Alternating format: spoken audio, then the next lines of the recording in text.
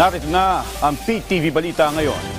Nakataas pa rin ang Tropical Cyclone Wind Signal number 2 sa Metro Manila dahil sa Bagyong Christine. Kaugnay nito, kamustahin natin ang sitwasyon sa Camanava area kung saan ilang lugar ang lubog sa baha. May report si Isaiah Mirafuentes live. Isaiah? Joshua, nandito ako ngayon sa lungsod ng Malabon at hanggang sa mga oras na ito, malalim pa rin ang tubig baha.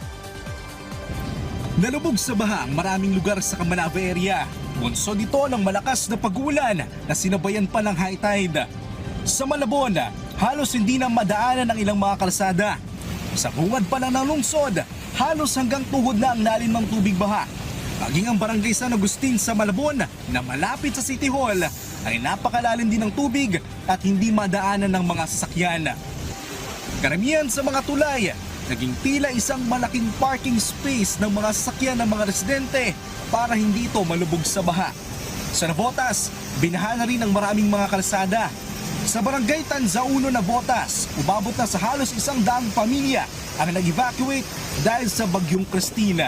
Karamihan sa mga evacuees ay mga nakatira malapit sa Manila Bay. Kwento ng mga residenteng lumikas, natakot daw sila dahil sa mga nagliliparan ng mga bubong ng kanilang mga bahay dahil sa malakas na hangin.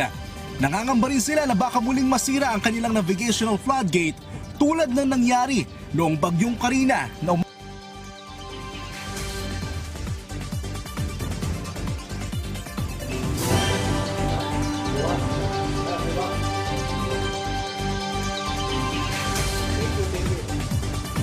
Maraming salamat, Isaiah Mirafuentes. Samantala, patuloy ang pagbibigay ng tulong ng Department of Social Welfare and Development o DSWD sa mga nasalanta ng Bagyong Christine sa Western Visayas. Sa Rojas City sa Capiz, mahigit 300 pamilya ang nakatanggap ng food packs. Nagpaabot rin ng ahensya ng mga pagkain sa 84 na pamilya sa Bacolod City. Samantala sa Batad, Iloilo, nasa 42 pamilya na hatira ng tulong ng ahensya. Sa ngayon, mahigit 100,000 family food packs at 35,000 non-food items ang nakahanda para para sa iba pang mga kailangan ng tulong sa rehiyon. Sa ating lagay ng panahon, nasa bahagi na ng Cordillera Administrative Region o CAR ang Bagyong Christine. Ang sentro ng bagyo ay huling namataan ng pag-asa sa Aguinaldo, Ifugao. Taglay nito ang lakas ng hangin na 95 km per hour malapit sa gitna. At pagbugso ng hangin na aabot sa 160 km per hour. Ito ay kumikilos ng pakanluran sa bilis na 20 km per hour. Ang signal number 3 ay nakataas sa Cagayan, Isabela, Nueva Vizcaya, Kalinga, Mountain Province, Ifugao, katimugang bahagi ng Abra, Benguet, Nueva Ecija, Tarlac, Zambales, La Union at Ilocos Sur. Signal number 2 naman sa Ilocos Norte, nalalabing bahagi ng Ilocos Sur, Apayao, nalalabing bahagi ng Abra, nalalabing bahagi ng Cagayan, Babuyan Islands, nalalabing bahagi ng Aurora, nalalabing bahagi ng Nueva Ecija, Bulacan, at nalalabing bahagi ng Tarlac, Pampanga, nalalabing bahagi ng Zambales, Bataan, Metro Manila, Cavite, Laguna, Rizal, Batangas, Quezon, kasama na rin ng Polillo Islands at Lubang Island.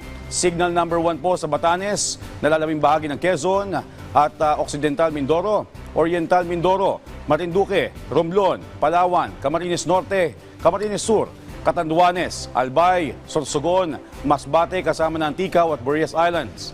Aklan, Capiz, Antique, Iloilo, Guimaras, Negros Occidental, Cebu, Northern Samar, Biliran, Eastern Samar at Leyte.